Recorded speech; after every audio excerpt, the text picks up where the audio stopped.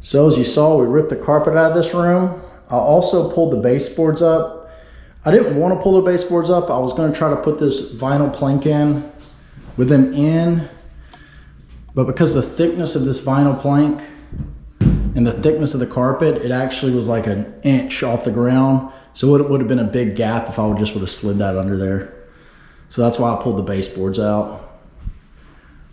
So whenever you do this, you have to make sure the floor is very clean. I went over it with the broom and vacuum. The padding on the back of this vinyl plank, it's not very thick. So anything left on the floor is going to mess up when you start putting those together. So it needs to be flush. Also went through the hammer. Any of these nails that are protruding, I knocked them down.